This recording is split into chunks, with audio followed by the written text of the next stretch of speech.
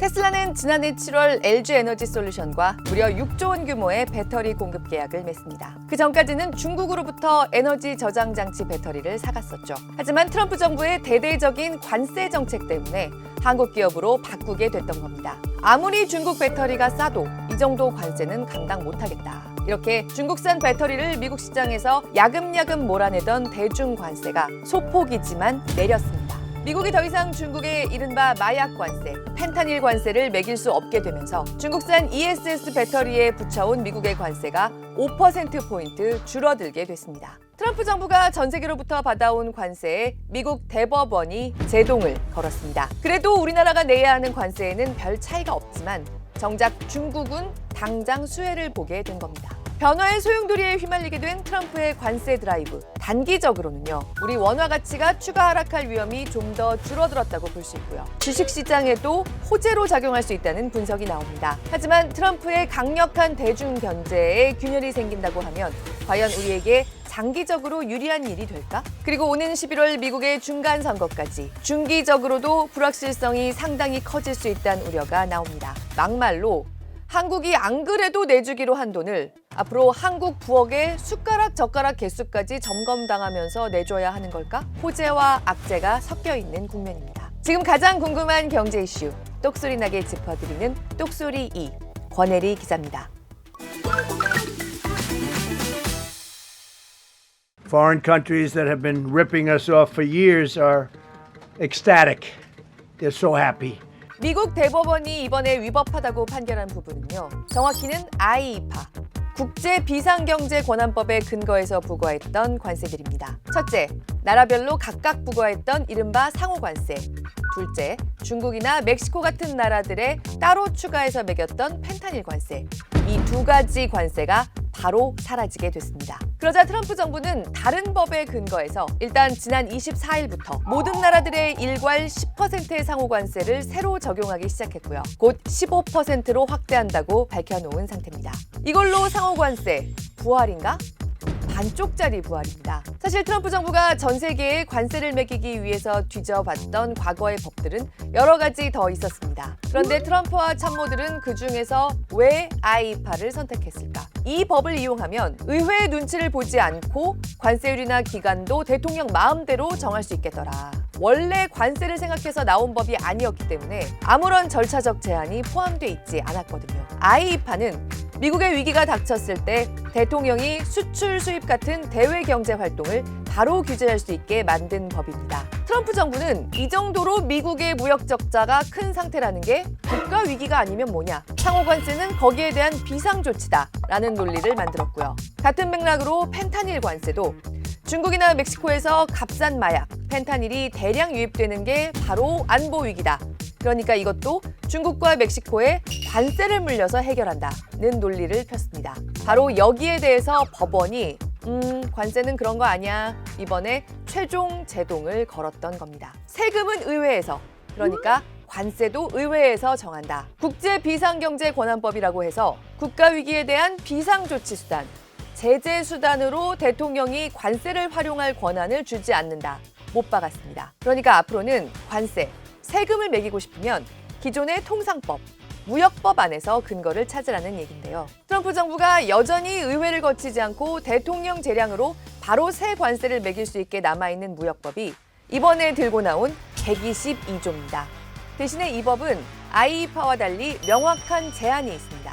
150일 뒤에도 계속 관세를 매기고 싶으면 그때는 의회의 동의를 얻어야 하고요. 이 법으로 매길 수 있는 최대 관세율이 15%이기 때문에 이번에 나라별 관세가 일괄 15%까지만 매겨지게 된 겁니다. 우리나라는 미국과 협상 끝에 합의했던 상호관세율이 기존의 15%였기 때문에 달라진 게 없지만요. 우리보다 상호관세율이 높았던 나라들은 당장 관세가 줄어들게 됐고요. 무역법 122조는 심각한 무역 적자가 있을 때 적용하라고 만들어진 법입니다. 그런데 펜타닐 관세는 무역 적자랑 아무 상관이 없죠. 마약 문제를 안보 이슈로 확장시켜서 중국의 일종의 제재로 쓰겠다던 관세, 통상의 영역을 아예 벗어나는 새로운 개념의 관세를 트럼프 정부가 발명한 거였기 때문에 무역법으로 어떻게 할 수가 없습니다. 그래서 이번에 바로 사라지게 된 겁니다.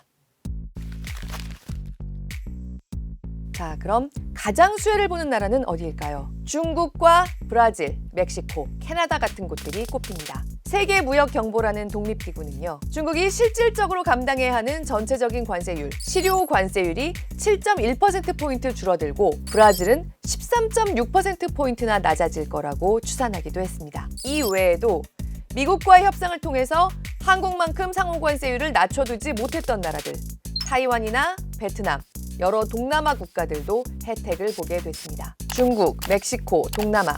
우리나라 수출 기업들의 생산 기지도 많이 있는 곳들이죠. 그러니까 우리 기업들 중에도 이번 판결로 부담을 줄이는 곳들이 나오기는 할 겁니다. 전반적으로 미국 수출이 부담스러워지고 있었던 신흥국들, 위험 자산들이 좀 더 매력 있어질 여지가 생겼다. 한국 증시에도 나쁠 건 없는 환경이 될 수 있습니다. 그리고 지금 우리 경제에서 가장 큰 걱정 중에 하나가 뭐였죠? 원화 약세, 환율이었습니다. 그런데 이렇게 되면 미국으로서는 더더욱 아시아 통화들의 약세가 여기서 더 심해지도록 내버려둘 수가 없게 됩니다. 관세가 줄어드는데 수출 국가의 돈이 미국 달러에 비해서 너무 저렴한 상태가 이어진다고 하면 그만큼 가격 경쟁력이 더 생기고 미국의 무역 적자는 계속 커지겠죠. 원화 가치가 방어될 가능성이 더 커졌다는 얘기입니다. 또 하나, 요즘 미국 정부에게의 관세는 매우 쏠쏠한 수입원이었습니다. IEEPA에 근거해서 거둬들이는 관세만 하루에 5억 달러 수준이었던 걸로 추산되는데요. 올해 트럼프 정부는 중간 선거를 앞두고 이것저것 돈풀 계획이 지금 많이 있습니다. 그런데 이 쏠쏠한 수입원이 단기간이라도 막히게 된다? 미국 정부가 빚을 더 내야 되겠죠. 달러 약세가 나올 수 있다는 얘기입니다. 그런데다가 지금까지 거둬들인 관세는 그러면 어떻게 해야 하냐는 문제도 있습니다. 법을 어긴 관세였단 말이죠. 그러면 IEEPA에 근거해서 지금까지 거둔 1,750억 달러 상당으로 추산되는 관세는 돌려줘야 하나? 미국 대법원이 이거는 하급 법원들이 다시 판단해보라고 돌려보냈기 때문에 이것도 중기 이슈로 남았는데요. 우리가 아니라 미국 안에서 벌써 기업들이 미국 정부를 상대로 지금까지 낸 관세를 돌려달라고 앞다퉈서 소송을 걸고 있습니다. 만약에 정말 기존의 관세를 일부라도 돌려주게 되면 미국 정부는 또 빚을 더 내야겠죠. 역시 미국 정부의 이자 부담, 재정 적자 부담, 달러 약세를 부를 수 있는 요인입니다. 하지만 무엇보다도 주식시장이 단기적으로나마 이 상황을 호재로 받아들이는 측면이 더 큰 건요. 트럼프 대통령이 절차적인 제한 없이 내키는 대로 관세를 전 세계에 무기로 휘두를 수 있는 여지가 확실히 축소됐다는 점입니다. 그린란드 관세나 캐나다 관세나 결국 시행이 되지 않았지만 트럼프 행정부는 분명히 이런 미치광이 전략을 이제 펼침으로써 협상력을 높이고자 하는 관세를 활용하는 경향이 있었습니다. 판결 결과 이런 트럼프의 즉흥적인 발언이 미치는 파급 효과에 법적 근거가 사라졌다라고 판단을 하고 있고요. 이번 대법원 판결이 단기적으로는 신흥국 자산시장에, 즉 우리 주식시장에도 악영향이 아니다. 오히려 호재라면 호재다. 원화 가치에도 긍정적인 영향을 미칠 거라고 말씀드렸습니다. 그런데 중장기적으로 보면 어떨까? 여기서부터는 셈법이 복잡해집니다. 일단 중기적으로 보면요. 어느새 8개월 앞으로 다가온 미국의 중간 선거가 변수입니다. 트럼프와 참모들은 관세를 신봉하는 사람들, 관세에 진심인 사람들이지만요. 그들에게 제일 중요한 건 결국 선거에서 표를 많이 얻는 겁니다. 그런데 지금 미국 안에서 관세가 인기 있는 정책인가? 미국인의 3분의 1 정도만 관세를 지지한다는 여론조사 결과도 있고요. 코어 지지층도 관세는 그렇게 반기지 않는다는 조사도 있습니다. 생활 물가가 너무 높다는 불만이 크기 때문입니다.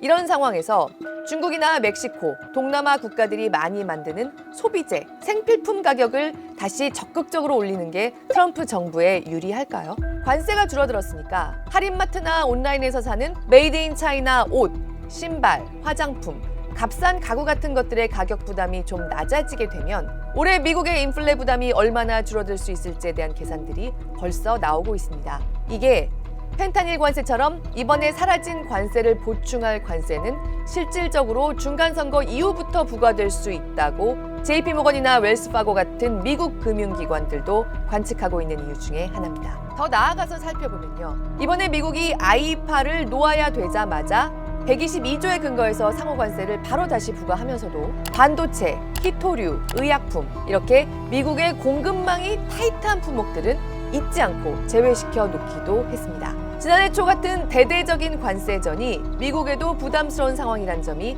다시 한번 여기서 읽히는 겁니다. 대중 압박을 포기하려 하진 않을 거고 줄어들게 생긴 세수도 그대로 챙기고 싶겠지만요. 속도 조절을 하지 않기는 어렵다. 그러면 결국 중국의 제조업 경기가 회복하는 데 도움이 될 거고요. 단기적으로 보면 이게 중국뿐만 아니라 신흥국들, 우리나라의 제조업 경기까지 좀 더 활기를 띠게 할 수 있습니다. 하지만 장기적으로는 미국의 대중 견제를 틈타서 한국의 여러 산업군들이 시간을 벌어보자고 했던 데서는 누수가 나올 수 있습니다. 서두에 말씀드렸던 배터리로 다시 한번 가보겠습니다. 테슬라는 관세 부담 때문에 중국 거래처와 안녕하고 LG 에너지 솔루션과 손을 잡았다고 말씀드렸죠. 그런데 대중 관세가 조금이나마 낮아진 채로 시간이 좀 더 흐른다고 하면 지금까지 관세를 감수하고도 중국산 ESS 배터리를 계속 쓰고 있던 다른 미국의 에너지 기업들, 거래처를 한국으로 바꾸어 볼까? 좀 더 버틸까? 고민하는 시간이 길어질 수 있을 겁니다. 게다가 앞서 말씀드린 것처럼 이번 대법원 판결로 좀 황당해진 게 우리를 비롯한 동맹들입니다. 이미 미국에 많은 걸 내주는 무역 협상을 끝내놓은 동맹국들, 한국, 일본, 유럽 같은 곳들이죠. 남들은 버티고 있었더니 그냥 관세가 낮아졌거든요. 그런데다가 미국이 완전히 새로운 판에서 관세의 근거를 새로 짜게 된 이 상황, 뭘 의미할까요?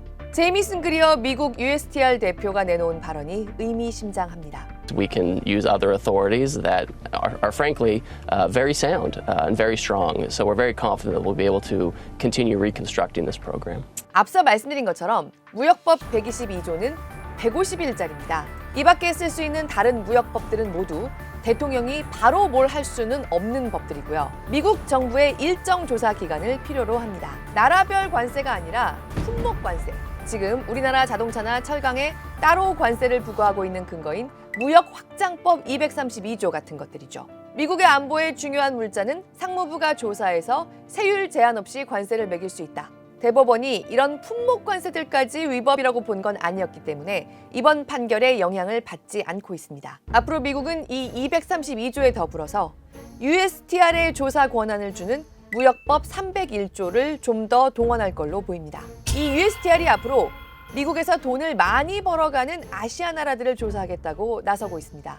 대부분의 교역국을 잘 살펴보게 될 것 같다. 중국과 브라질에 먼저 조사를 착수했지만 미국 농부들에게 불리하게 돌아가는 쌀 생산국, 미국의 디지털 서비스를 차별하는 나라들을 점검하겠다.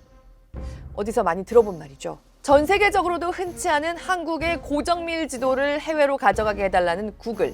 더 넓게 봐서는 미국 의회의 로비가 짱짱한 쿠팡까지 미국의 빌미가 될 수 있다는 걱정이 커지고 있습니다. 심지어 하워드 러트닉 상무장관이 100% 관세를 운운한 반도체까지 거론됩니다. 물론 반도체 관세는 지금 미국에게 약간 제살 깎아 먹기 같은 게 될 수밖에 없고요. 비단 반도체뿐만 아니라 결과적으로는 우리에게 이번에 추가되는 새로운 관세가 없어야 하겠죠. 하지만 그 결론에 이르기까지 미국이 이것도 좀 더 들여다보게 해달라. 저것도 좀 공개해봐라. 한국에 이런 걸 레버리지로 써보면 어떨까? 돋보기를 들고 찾아올 수 있는 새로운 판이 이미 끝난 협상 뒤에 다시 펼쳐지는 분위기가 됐다는 겁니다. 유럽은 미국이 이런 식이면 미국이랑 이룬 무역 합의, 의회 통과 못 시키겠다. 보류하겠다고 선언했습니다. 하지만 아무래도 한국은 EU보다 더 고려할 게 많죠. 미국 입장에서도 EU랑 강대강으로 붙는 모습을 보이는 것보다 한국에 우리가 이 부분만 조금 더 들여다볼게. 표적 조사에 나서는 게 미국 내부에서의 반발도 상대적으로 덜 일으키면서 더 쉽게 가져갈 수 있는 방편이 될 수 있습니다. 트럼프 대통령이 어디로 튈지 모르는 불확실성은 줄었을지 몰라도 우리가 이미 내준 지갑, 주머니를 좀 더 뒤져봐야 하겠다는 상황에 놓일 가능성은 커졌다. 우리에게 어느 정도의 부담으로 이게 다가올지 새로운 불확실성이 나타나고 있다는 얘기입니다. 올해 똑소리에서 계속해서 면밀하게 짚어드리도록 하겠습니다.